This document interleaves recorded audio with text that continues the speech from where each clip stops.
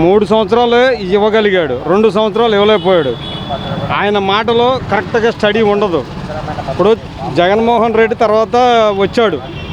ఆయన కరోనా టైంలో ఆక్సిజన్ కానీ గవర్నమెంట్ హాస్పిటల్లో సప్లై చేశాడు. పేషెంట్లు, కరోనా పేషెంట్లు కూడా ఇబ్బంది పడలా. నాకు తెలిసినంత మట్టికిలో నేను చూస్తున్నాను, పేషెంట్లను కూడా చూశాను, బాగానే చూస్తున్నారు అన్నారు. దాని వరకు ఓకే. ఇప్పుడు చంద్రబాబు నాయుడు కూటమి ఏర్పడింది, వచ్చారు. వచ్చిన తర్వాత సూపర్ 6 అనేది జగన్మోహన్ రెడ్డి అప్పులు చేశాడన్నాడు. ఆల్రెడీ అప్పులు అనేది అందరికీ తెలిసిందే, ప్రతి ఒక్కరికి తెలుసు. సంక్షోభంలో ఉంది ఆంధ్ర రాష్ట్రం. అది ఇవ్వటమే సోనియా గాంధీ తప్పు, అది నాశనం అయిపోయింది, దాన్ని వదిలేసేయండి, అయిపోయింది కాబట్టి చేసేది ఏం లేదు. కానీ ఇప్పుడు ఈ కూటమి ప్రభుత్వానికి తెలుసు మనం 6 పథకాలు ఇవ్వగలుగుతున్నాము అంటే అది మనకి సాధ్యపడదని వాళ్ళకి తెలుసు. ఏదో రకంగా మభ్యపెట్టి ఏదో రకంగా ఊరిన నోటి మాటలు చెప్పడమే కానీ ఆత్మ నుంచి దీన్ని చేయగలము అనే మాట వాళ్ళలో లేదు. అది పబ్లిక్గా మాబోటాడు. అటు టీడీపీని చూసాం, వైసీపీని చూసాం, కాంగ్రెస్ని చూసాం. ఇవన్నీ స్టడీ చేసుకుంటే నా అనుభవంలో నేను దాదాపు నందమూరి తారక రామారావు 1943లో పార్టీ పెట్టినప్పుడే నేను ఫస్ట్ ఓటు రామారావుకే వేసా.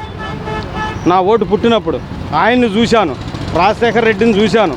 ఇప్పుడు ఎక్కే వాళ్ళంతా ఈ బూతులు తిట్టుకోవటం, పరిపాలన ఏంటి, అసలు జనాల నాడి ఏంటి. ఒక 5-6 ఇప్పుడు జగన్మోహన్ రెడ్డి అయినా ఒక 5-6 సలహాదారులను పెట్టుకున్నాడు. ఆ సలహాదారుల మీద ఆధారపడకూడదు. వీళ్ళు చేసేది ఏంటి, జన నాడి ఎలా ఉంది ఆయన తెలుసుకోలేకపోయాడు. అందుకనే అతనికి కొంచెం ఇబ్బంది పరిస్థితులు ఏర్పడినాయి. ఆయన చేస్తున్నాడు, చేయగలుగుతున్నాడు, కానీ వీళ్ళ మాటలే వింటున్నారు. కానీ అసలు కింద నుంచి వచ్చే జనాన్ని అసలు వీళ్ళ నాడి ఏంటి అనేది రెడ్డి గారు కనిపెట్టలేకపోయాడు. అది కూడా ఆయనకి తెలుసో తెలీదో. భూ సర్వేలు అన్నాడు, భూ సర్వేలు కరెక్ట్గానే చేశాడు, కాదని అంటలా. కాకపోతే ఏంటంటే మనం జనం బొమ్మ తిప్పితే అవ్వదు, ఆత్మలో ఉండాలి జనానికి. వీడు చేస్తున్నాడు, ఈ బొమ్మ అనేది గుండెల్లో ఉంటుంది తప్ప రాళ్ల మీద పాస్బుక్కుల మీద వేయటం అనేది అంత కరెక్ట్ కాదు నా ఉద్దేశంలో. అది కానీ నాకుండదు ఎకరం భూమి. ఎకరం భూమికి కూడా ఇవాళ నేను మండలానికి వెళ్తే నానా ఇబ్బందులు పెడతారు. 10,000 15,000 ఇస్తా, అవుద్దా? అవ్వదు. అందుకనే ఆయన చేసింది అది మంచి పనే.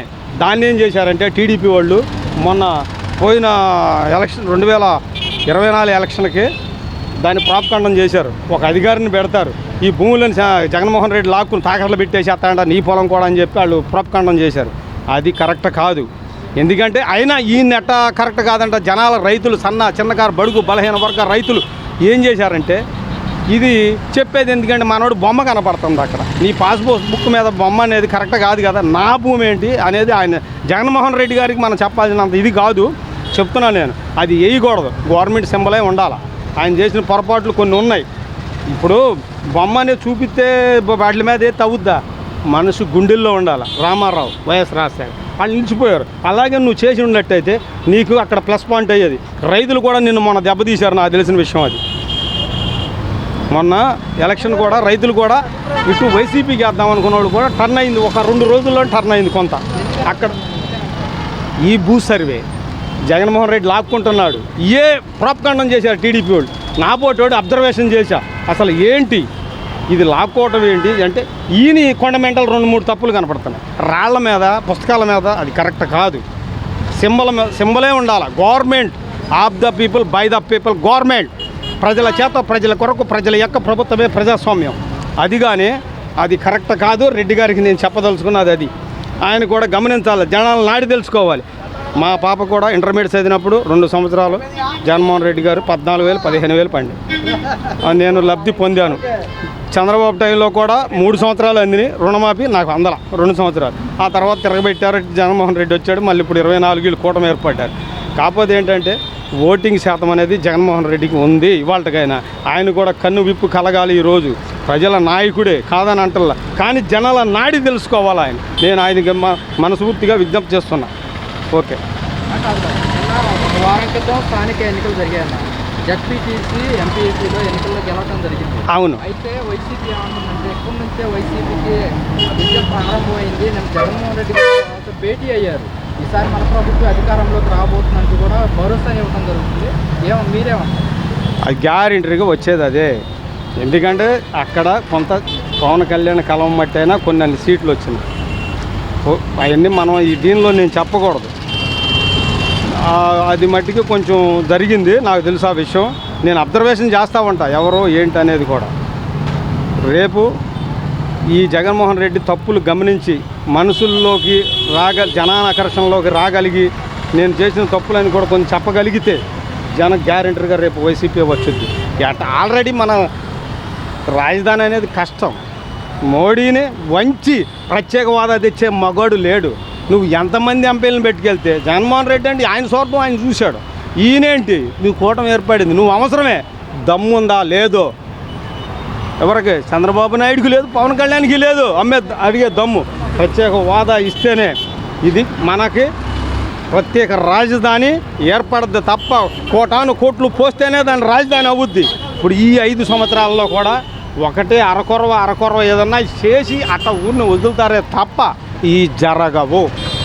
జగన్ 2.0 భిన్నంగా ఉంటుంది, గత ప్రభుత్వం కంటే ఈసారి ప్రభుత్వం వేరే విధంగా ఉంటుందని కూడా జగన్మోహన్ రెడ్డి అంటున్నమాట. ఎలా ఉంది?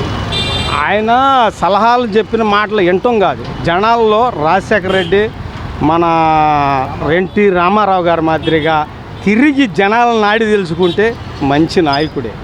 మరి అది ఆయన తప్పులు ఉన్నాయి కాబట్టే ఈ రకంగా మనం ఇదవ్వాల్సి వచ్చింది. ఈరోజు చేశాడు, మంచిగానే చేశాడు పరిపాలన అనేది చూశాను. నేను చంద్రబాబుని చూసాం, ఈ నలుగురిని చూసాం కదా, అంతేగాని ఇంకా ఇబ్బంది ఏమీ లేదు.